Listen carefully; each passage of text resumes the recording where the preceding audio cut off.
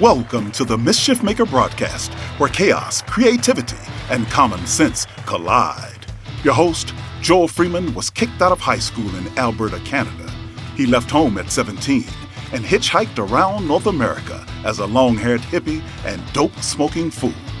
He made a 180-degree change, becoming one of the first chaplains in the history of the NBA. As a professional speaker, Joel has traveled to well over 55 countries. His many books have been published in 28 foreign translations. Pieces from his Black History collection have been seen by millions at the United Nations and many other venues. And now, the Chief Mischief Maker himself, Dr. Joel A. Freeman. The collection contains well over 3,000 genuine documents and artifacts, with the oldest piece dated at 1553. A number of the items from the collection that you'll be seeing on a daily basis have been showcased in exhibitions at the United Nations, the White House, Clinton Presidential Library, Secret Service, NIH, FBI, and many other venues, with a total of at least 1.5 to 2 million people reviewing those exhibits.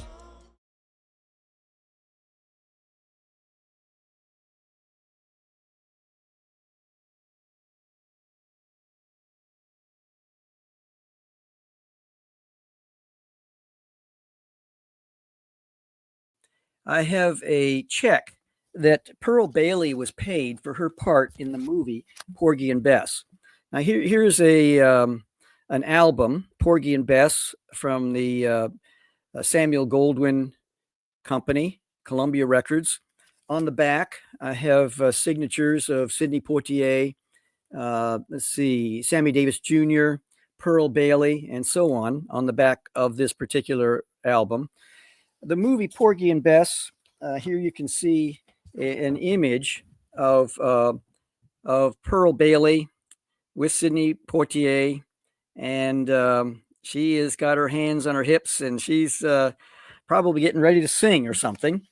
And so anyway, what I want to do tonight is I have the check that she was paid for her part in Porgy and Bess. I'm not going to show you how much it is. What I'd like for you to do is to guess the amount of this check and write in. And then what I'm going to do is someone is going to win.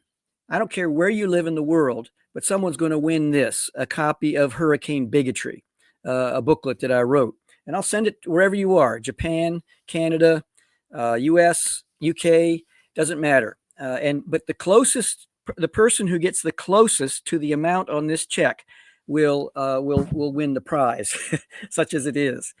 And so get your fingers working. And if you have any questions tonight, I'd like to invite you to share those questions, and I'll, if it's germane to what our topic is, we will discuss it.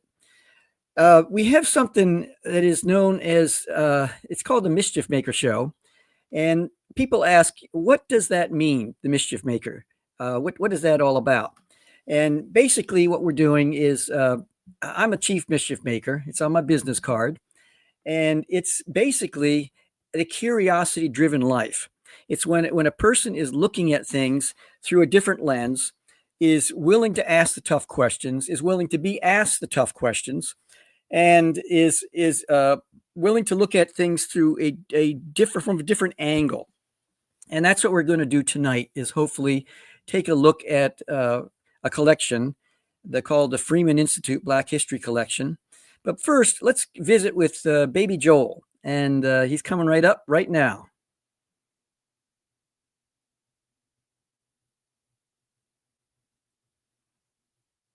Hey guys, baby Joel here.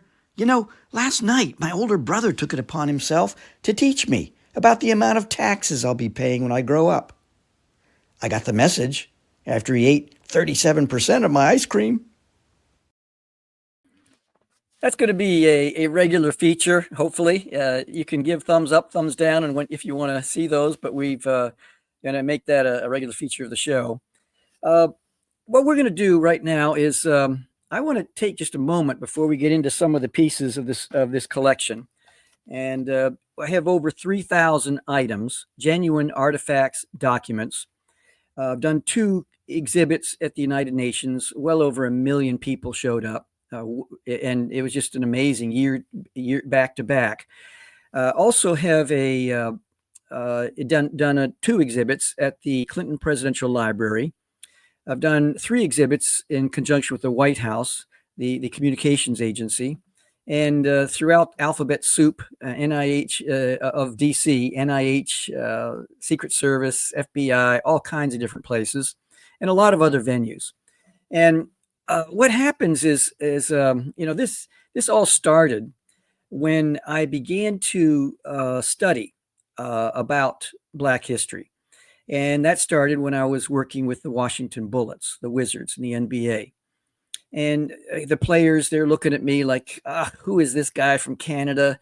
He looks young. They wanted to have conversations about things, but it was initially awkward, to be honest with you, from both sides. And so what happened is I began to study. This started in 1980.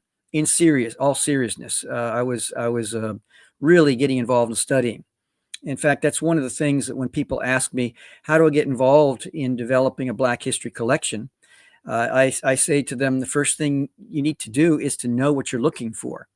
And probably at this time, it's very difficult to start a Black history collection because people are in the know. They're trying to figure out, I'd like to have something for my home in my basement or something like that. And it's just, it's very difficult.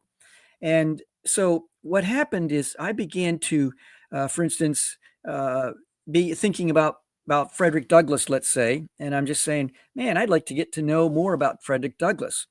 And what if I was able to get a letter or something, a touchstone to Frederick Douglass? And what happened is I ended up acquiring a letter, and I'm just going to show it to you. But this letter is from 1888, and it's where Frederick. Oh my goodness, my camera is moving all over the place. Where Frederick is developing a situation where he is being asked by the Library of American Literature. They said, we want to be able to use some bits of pieces from your life and times. And we want to use, let's say, 2 pages worth of information from your book in the Library of American Literature. And so this is a letter where Frederick is basically saying, you have my permission to do so. And here's the volume right here, the Library of American Literature. Dated 1889. And then you look here on page 358, and you can see Frederick Douglass, and you can see the article that they had permission to share. And it became a situation where Frederick now had an opportunity to expand his reach and to be able to have this preeminent amount of literature coming together in one volume and to be included in it. And here he was granting permission for that. By the way, Frederick Douglass, his initial name was Bailey, and given name, I should say. And so he changed his name to Douglass. Now, how did he do that? Well, a friend of his in New Bedford, Massachusetts, had been reading Lady of the Lake. And here's the comic book, A Lady of the Lake by Sir Walter Scott. And what happened is that he in the book there's the gentleman by the name of Douglass. His last name is Douglass. And what Frederick did is he added another S to Douglass and made it his own. So that's kind of a neat, a different approach to the whole topic of Frederick Douglass. Maybe that you and I didn't know at one point, and maybe it's a new bit of information for you.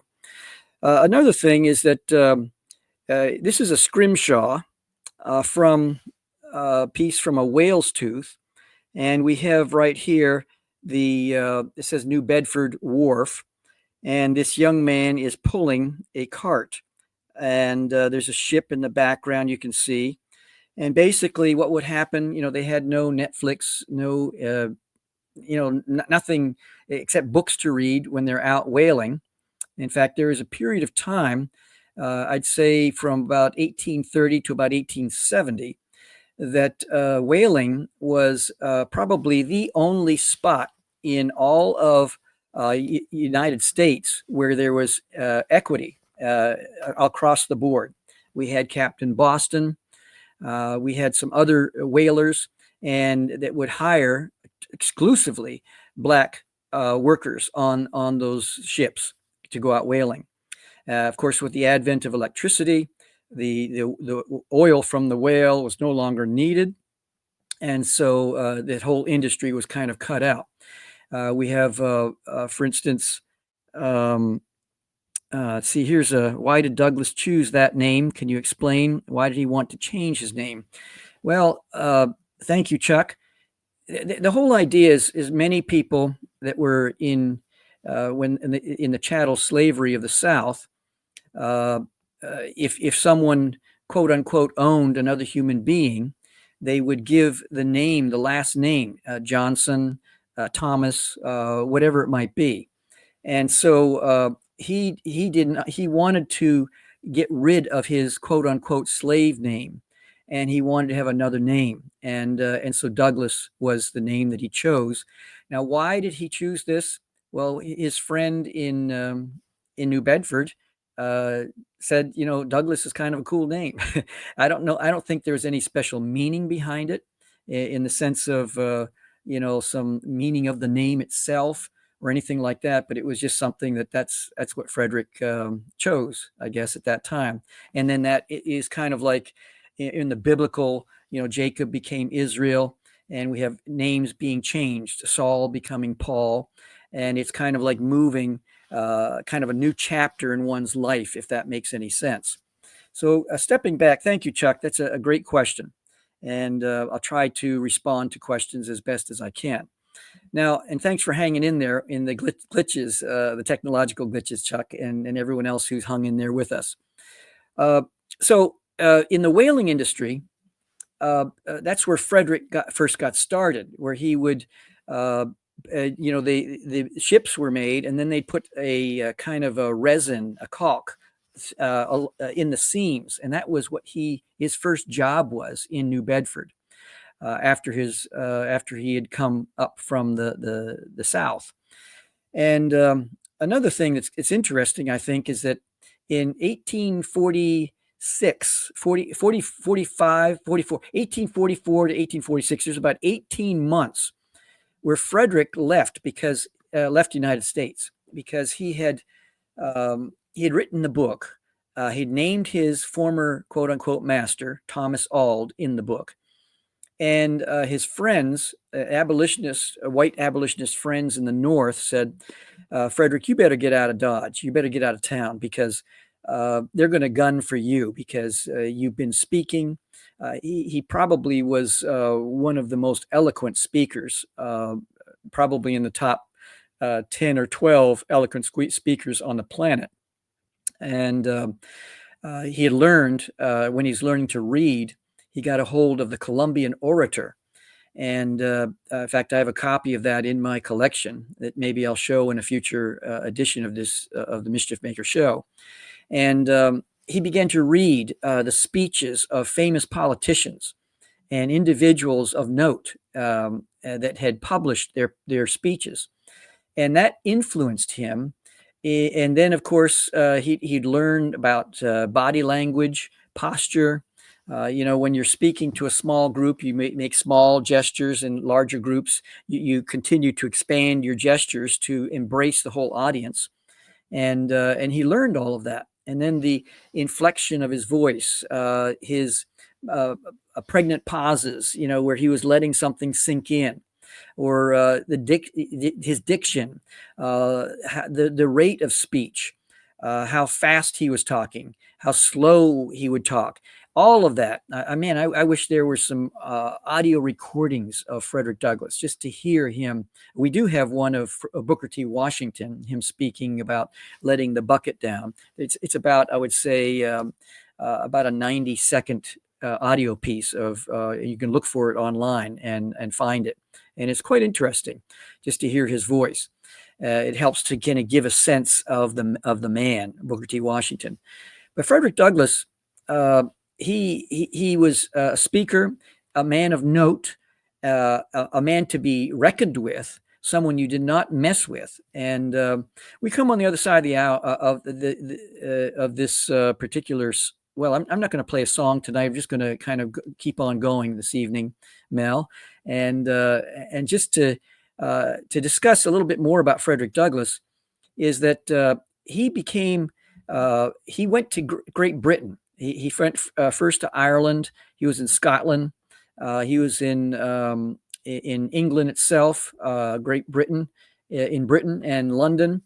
And what happened is that there were two women that were, I believe, they were Quakers, and or leaning toward that ideology, that philosophy. And they were so enamored by what Frederick Douglass was doing, who he was, and it was to them and to the world, a gift to the world. And what they decided to do was that they were going to find out what it would cost to emancipate, to free Frederick Douglass. And I can't remember exactly. I think it was probably about $500 US. Maybe somewhere in the range of 180 pounds or something like that. Anyway, they negotiated. There was a lawyer that they negotiated with Thomas Auld, with actually his brother negotiating. And what happened is that they arrived upon a price, and that's when Frederick came back to America. He was free. And that's when he started the Freedom Journal. That's when he began to really take off in terms of the just saying I'm a free man, and no one can touch me, and they can't come and get me from the South and take me back, even though that had happened to even freed black men and women. But it just was an opportunity for him to be able to now go around the North with impunity and just do what he was doing. Now, before we take a break from our sponsor, I got some swag on here, the Rosetta Universe. I want to say this, that, I want to remind you, I have this check. I think we have one person that has, I'm going to cover up the spots here, but we have a check here that was paid to Pearl Bailey for her part in Porgy and Bess, the movie. Dorothy Dandridge, we had Sammy Davis Jr., Sidney Poitier were all part of the movie. And so what happened is that she was paid. I don't know if this was a partial amount or was this the total amount. But we have a contest tonight that whoever guesses closest, and we already have one guess, and I got, two guesses. Oh, my goodness. Do I hear three? Anyway, someone is going to win this. And if there's a tie, I got 5,000 from Willie. And if there's a tie, there's 10,000 from Clarence. And so if there's a tie, then I'll send as many of these booklets out to people. And I don't care where you live. I'll send it to you free of charge as a gift from me to you. So basically, now we move on. Let's talk about Benjamin Drew. Benjamin Drew wrote a book called The Refugee, and it's or the Narratives of the Fugitive Slave. This was published in 1856. I'll see if I'm correct and my memory's correct. 1856. This was published 4 years after Uncle Tom's Cabin. And what he had done prior to this is he traveled up to Canada, and he was very interested in what's happening to the people who went north. That were, some were stuck in the South, just everything was against them, and just we can't even begin. There's no way to exaggerate when trying to describe the horrific nature of the slave trade and the chattel slavery, the enslavement. I call it kidnapping. The just to hold people in place and then to use and abuse them on so many different levels. Some were able to leave. Some were not able to leave, but those who were able to leave to go north, the fugitive slave laws drove them into Canada, and so Benjamin went up north, and we have 118 people where their stories, where he interviewed them, and their stories were just, oh my goodness, it's just so compelling. Because there were different places that began to, like communities began to develop. We have a place called Africville in Halifax, Nova Scotia. We had Queens Bush. We had so many other places that began to develop throughout, especially Ontario, and then in Alberta, there was a community about 8 blocks large in Vancouver, British Columbia, but mostly in Ontario. And so what he did is he interviewed them. In fact, he interviewed Harriet Tubman. This is before she was known as the General. That was the moniker that was given to her by John Brown. And so we have here someone by the name of William Gross. And he said, I was held as a slave at Harper's Ferry, Virginia. When I was 25 years old, my 2 brothers, who were 12 miles out, were sent to the ferry so as to catch us all 3 together, which they did. We were then taken to Baltimore, sold down south. And the reason was that I had a free wife in Virginia, and they were afraid we would get away through her means. My wife and 2 children were then kept boarders, and I was well used, and so on. Anyway, he ends up escaping, and he tells this incredible story of how he gets north, and he's in jail for a while, and he felt dread at points, and he had served 25 years in enslavement and captivity. And now he was for 5 years. Here's Benjamin Drew interviewing him, 5 years in freedom. There was one gentleman who, within a few years, he owned a home in Toronto, and he owned another place, another home that he rented. This is after a few years.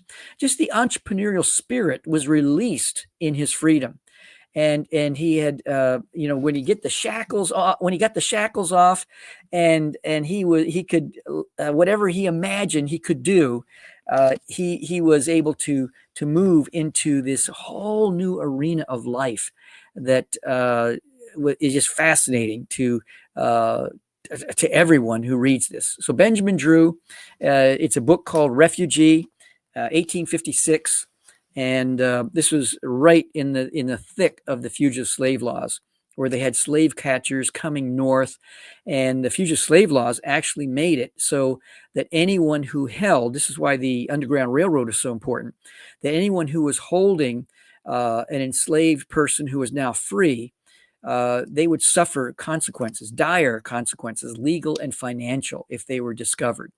And so that's what makes the human drama of abolitionists opening up their homes so intense and so incredible in the 1850s especially. So right now, we're going to take a break from our sponsor, and I hope you enjoy this. Our sponsor is Rosetta Universe. And let's watch this. It's on the other side of the break. I think the break is about maybe 30 seconds. So hang in there. I got something very special for you.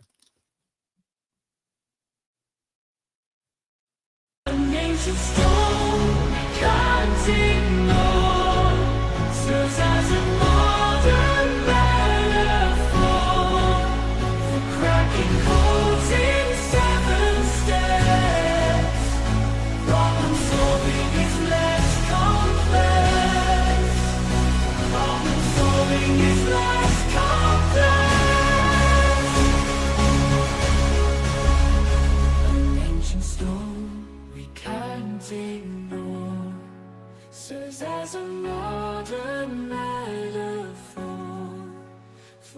Cracking codes in 7 steps. Problem solving is less complex.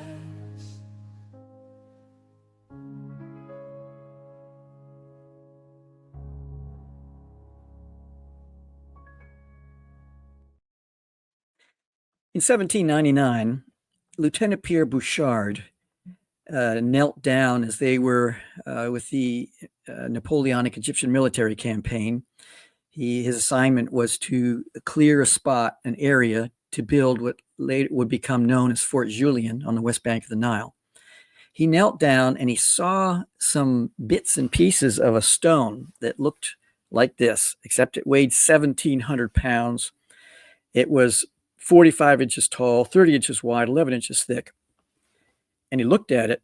He saw 3 inscriptions on it. Now, he knew what the bottom said. But if you want to learn more about this, go to the QR code at the top of your screen. And once you have seen this, seen the QR code, then what can happen is you can see a little bit of what I've got here outside in Studio A. Check out the Rosetta Universe and take a look at the impact that this can have around the world. So look forward to catching up with you there. Now remember, we have this contest tonight. If you're live, you can participate. If you're not, you can just kind of hang in there, because at the end of the show, I'm going to tell you what is on this check. What was Pearl Bailey paid for her part in the movie Porgy and Bess? And by the way, here is a December 20th, 1959, 2 p.m., Esquire Theater in Dallas, Texas. Here's Mr. Samuel Goldwyn is requesting the pleasure of your attendance at the preview of his motion picture, Porgy and Bess. It's an authentic invitation for that particular screening. Now, what I want to get into at this moment is I want to share with you about a very interesting woman. Her name is Fanny Kemble, Frances Ann Kemble. She married someone by the name of Butler, but she was her dad owned Covent Garden Theater. Now, kind of pull up your chair a little bit, and if you want to take some notes on this, you're welcome to. But she is probably, in my opinion, one of the most unsung heroes or heroines of the Civil War and the defeating of the Civil War. There are many layers, many issues that were going on in the Civil War. Economically, in fact, we know that banks and financiers were funding things in the South. A lot of scuttlebutt was going on beneath the surface in the Civil War. It was a terrible, terrible time, a dark stain on our country in America. And so, but somehow we were able to come through it. And with all our warts and everything else, it's an amazing accomplishment just to not even have the Union broken as a result. But we're still paying the price for a lot of situations that caused the Civil War. But anyway, this woman, a woman by the name of Fanny Kemble, and I'm going to show you her picture. She was a Shakespearean actress. Once again, her dad owned Covent Gardens in London, a famous theater, and they were coming on hard times financially as a theater. And so what happened is that Fanny, she decided she would come over to United States and that she would do some special events around and, just doing Shakespeare here in the United States. So she traveled all over. She went as far west, I believe it's Ohio. She was in New York, Philadelphia, Boston, all up and down the eastern seaboard, northeastern seaboard. I don't initially she didn't go south, but that's part of the story. And so what happened was that there was someone in the audience. His name was Pierce Butler. He somehow took a fancy to Fanny Kemble. With her British accent, her style, she was take no prisoners type of person, personality. Wherever she went, she would hold court, and she was just a magnanimous human being. Lived for a while in Lenox, Massachusetts. In fact, there's a street in the Berkshires called Kemble Street, Kemble, named after Fanny Kemble. And her home is no longer in existence. It's been torn down and probably rebuilt or empty lot. But she lived right there on Kemble Street for that was her spot for quite a while. But anyway, what happened is that she somehow Pierce Butler he wooed her heart, and she ended up coming on board and saying, "Okay, let's get married." So they this is 1835-ish, 36-ish, right around there, and she was they got married, and I actually have a letter here, which is very rare, where it's signed Frances Ann Butler. And right down, I don't know if you can see it right here, Frances Ann Butler. And that's very rare because when I tell you the rest of the story, you'll understand how rare that is. So what happened is that she was, they're married, and then her husband got news that he now was had inherited the plantation in St. Simon Island. There's a place called Sugar Island. You got to go in a boat. It's just a short little place down there. Last summer, I went down and walked all over that region, that area. And it's just fascinating to kind of almost just the vibe of St. Simon Island, and just trying to get a sense of what Fanny Kemble was dealing with. In fact, I'll show you this right here. This is Butler Island Plantation, the former home of Fanny Kemble, and there you can see it on St. Simon Island. And so what happened is that Fanny, her husband inherited this plantation. It was the largest slaveholding plantation in the South at the time. And so what happened is that he got involved. I mean, he went down south, and he was a gambler. He was just a ne'er-do-well in many ways. And anyway, Fanny got it in her mind, I'm going to go down and visit the plantation. Well, her husband did not want her to come.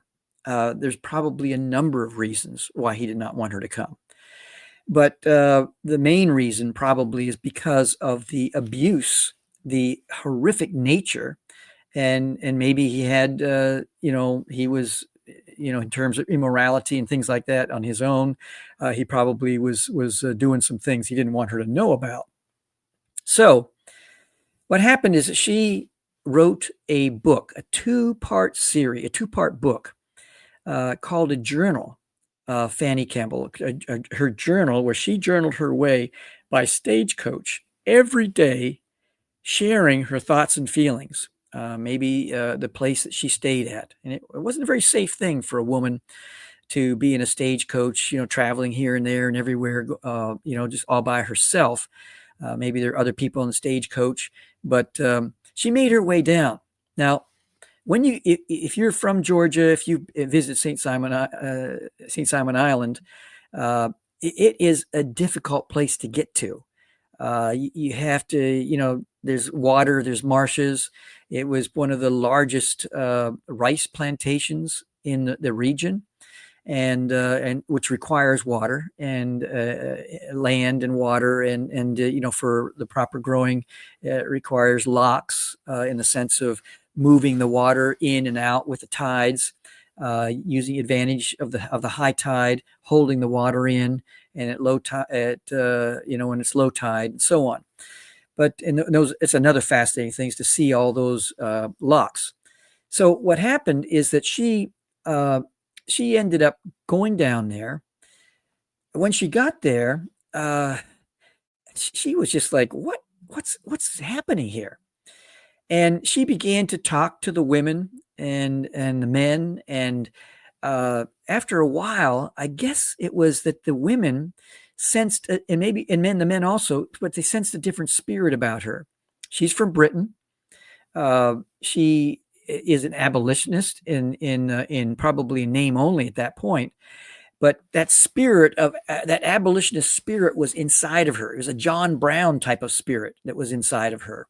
It was a Nat Turner type of spirit within her. It was a William Wilberforce spirit inside of her that rejected what she was seeing and what she was hearing.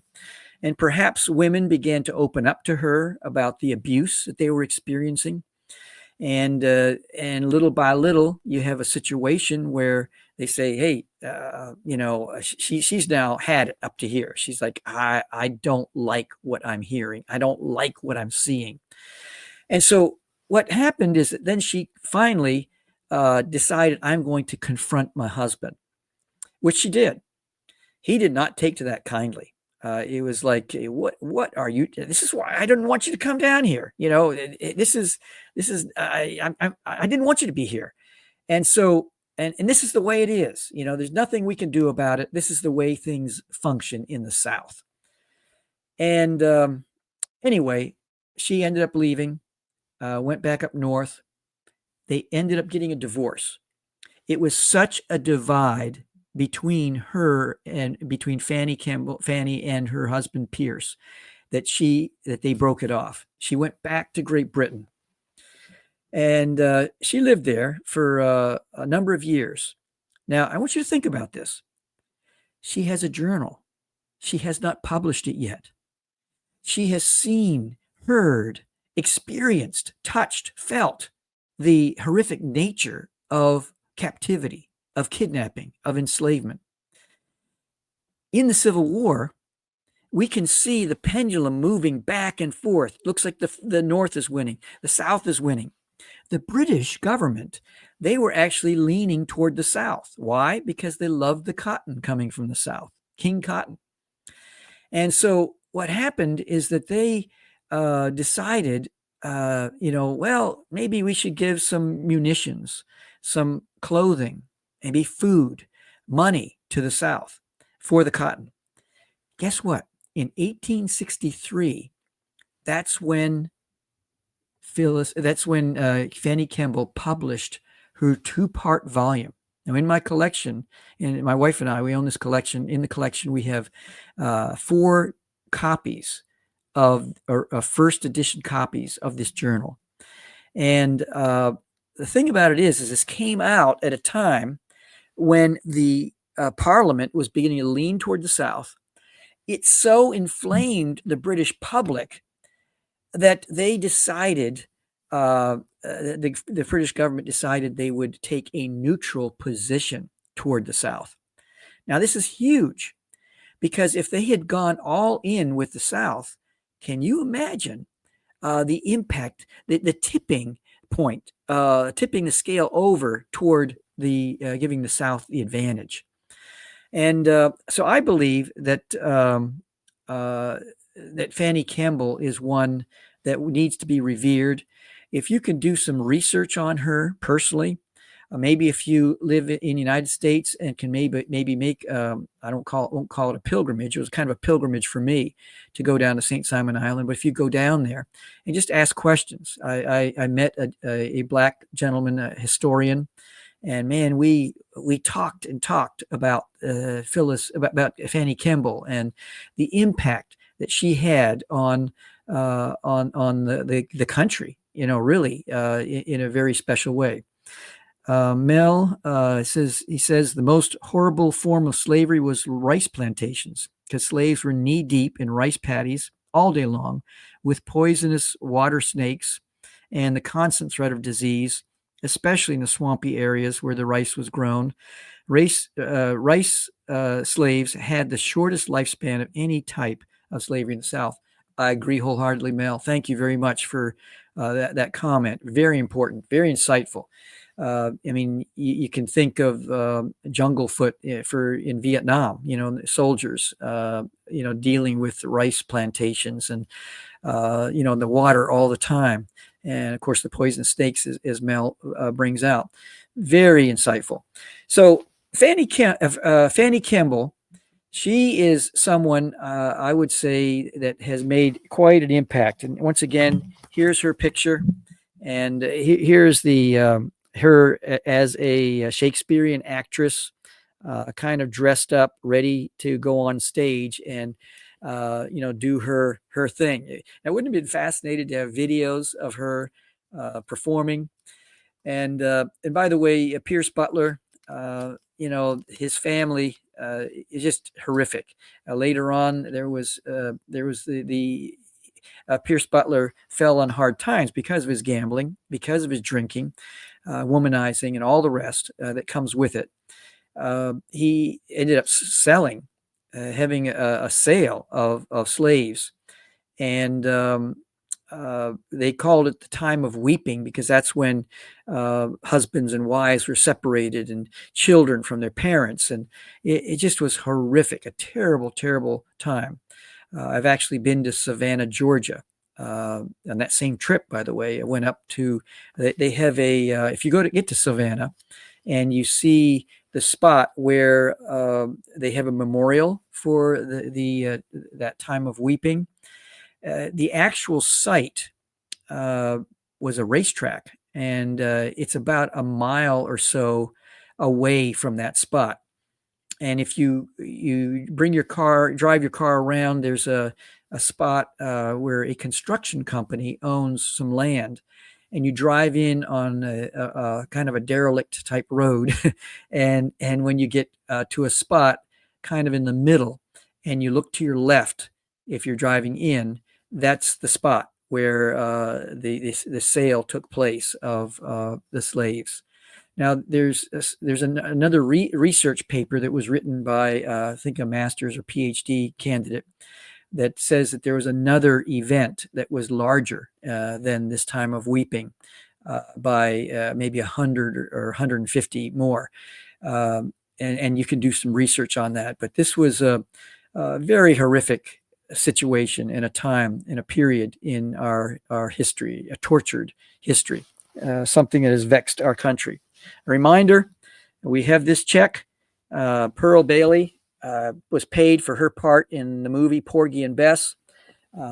Guesstimates, if you have guessed already, you're now recused the ability to do it, but we have 5,000, 10,000, let's see, 500, 2,000, Ruth, Don Thomas, 1,000, Jack, 500, and let's see, Jasmine, 3,000. Someone's going to win this particular booklet, Hurricane Bigotry, a blues song I wrote, and which we'll be talking about in a future segment. 15,000. This is 1958. She was not the lead. She just giving some hints here.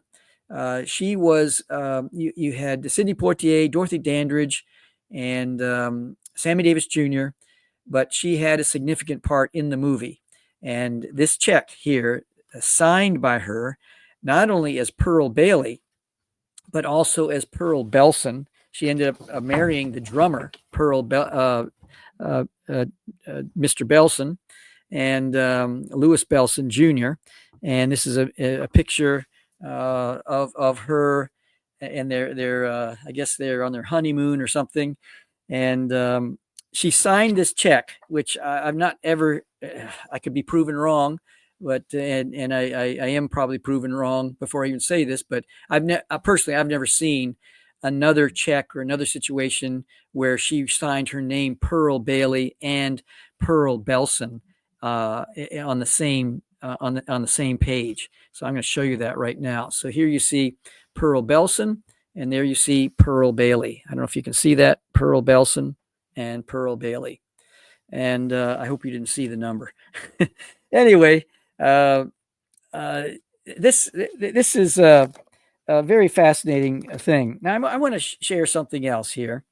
Let's see if I've got it right here. I hope I can. This, by the way, is what's known as a talking stick. This is, in fact, in the textbook Black History 365, which is a book that I co-authored with Dr. Walter Milton. This particular book is 1,248 pages. It is, see, I'm supposed to see if I do this to the camera, it's supposed to stop that. So I'm going to try that. We'll see what happens. Uh, so in this book, there are over 2,500 images throughout. And 1/5 of those images have come from the collection, Black History Collection. Here you can see some of those images right here.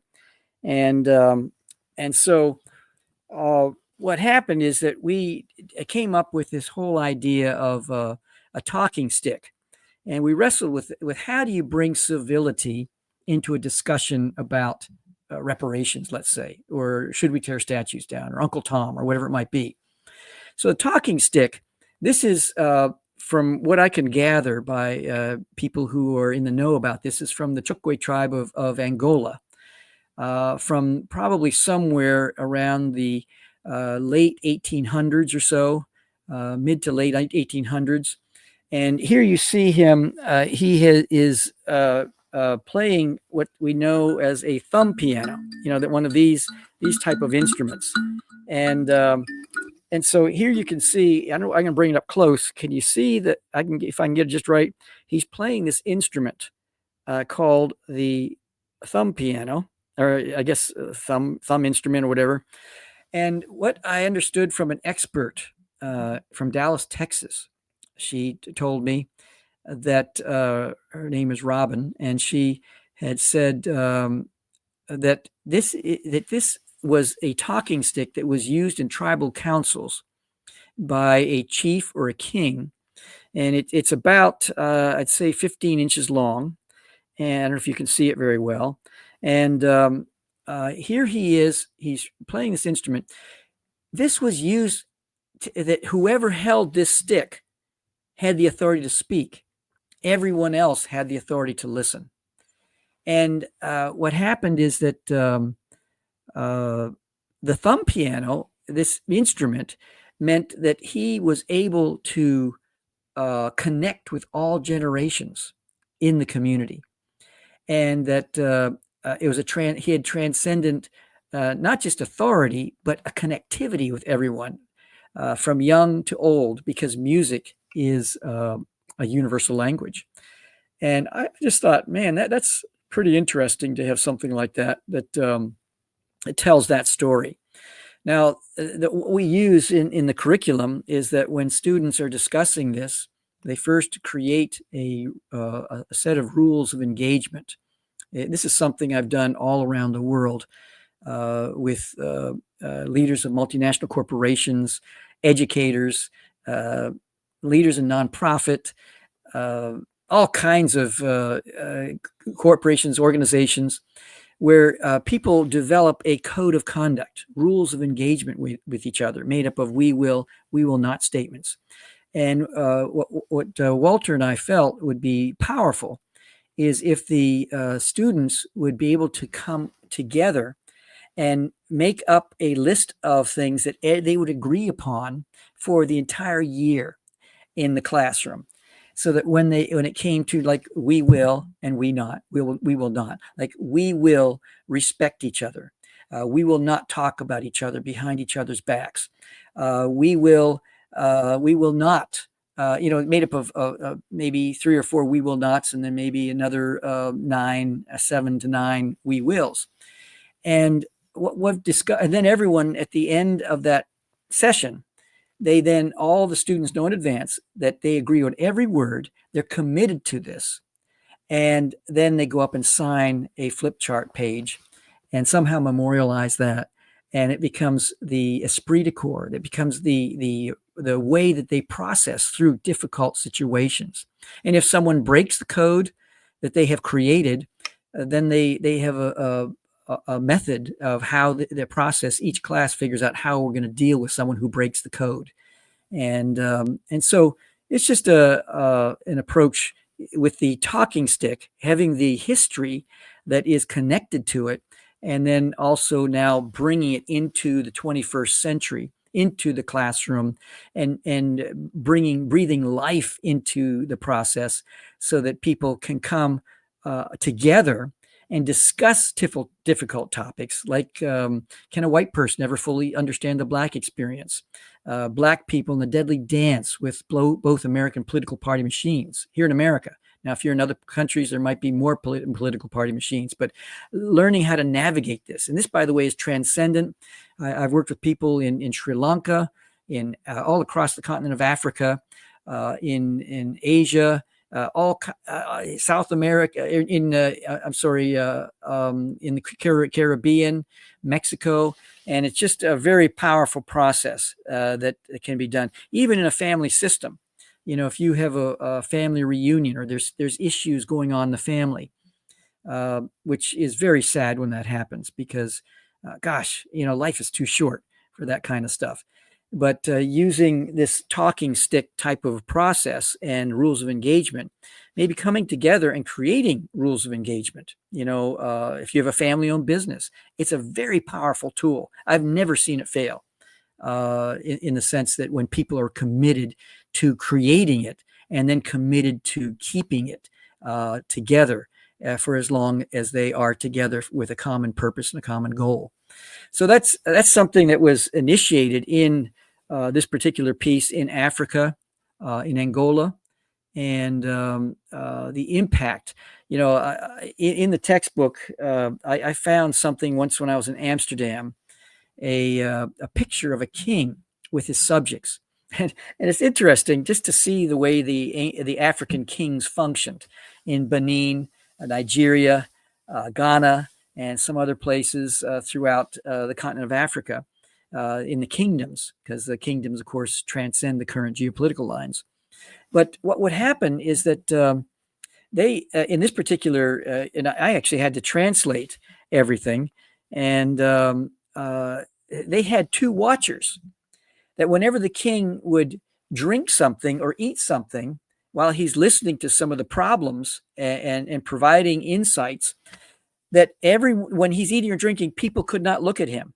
And then he had two watchers, and they're like, "I'm watching you." And so people had their heads down; they were turned away, and then he had another person with with feathers or branches going back and forth and making sure in the humidity and the heat that the king is comfortable. Very fascinating imagery that I saw. Now, Mel, let's take a look at the numbers. Do you have the numbers for tonight? And we'll bring this plane in for landing. And then I'm going to show how much this check is. Like, it's all done. So Jack Silverman, 500. Don Thomas, 1,000. Ruth Simpson, 2,000. Getting closer, getting warmer. Althea McDonald, 750. We have Willie Jones, 5,000. We have Clarence Portman, 10,000. Let's see. Next, Juan Carrasco. I hope I'm not. It's $100. Juan, 1958. Good guess. We also have. Is that all? Is there anyone else? Okay. Who said 5,000?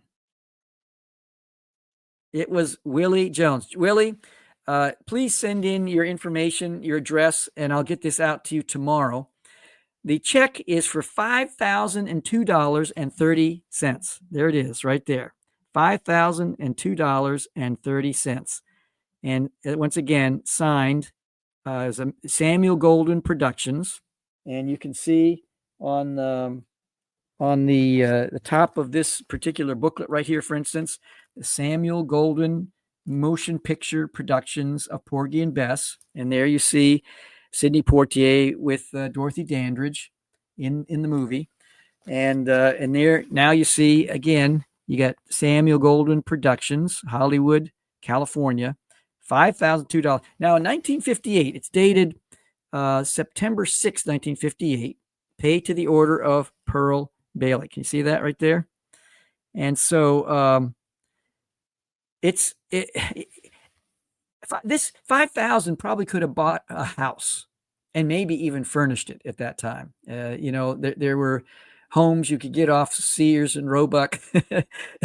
It's just an amazing thing. So by today's standards, for her not being the lead name on the marquee, for her to make $5,000, and who knows if this was a partial payment or the total amount, but that's significant. She was treated right, I believe, by the Samuel Goldwyn Productions for her part in the movie Porgy and Bess. So we're going to bring this plane in for a landing, and check out Rosetta Universe. Right above on the top, you'll see a QR code. It'll take you to a website that has 3 words to it: chiefmischiefmaker.com. And if you're on your laptop, just use your cell phone. Just go right up to the QR code, and it'll take you straight there. But if not, just chiefmischiefmaker.com. Spell it right, and it'll take you right there. And there's a link tree on there, and it'll give you insight into some of the different elements of what we're doing here at the Mischief Maker Show. Thanks so much for your time, for your attention. And like they say on the Disney cartoons with Porky Pig, Eebity Eebity. That's all, folks. You have just experienced another episode of the Mischief Maker broadcast. Hit the subscribe button. Connect at chiefmischiefmaker.com. Thanks for coming along for the ride. And hopefully, you are now a bit closer to becoming a mischief maker in your part of the world.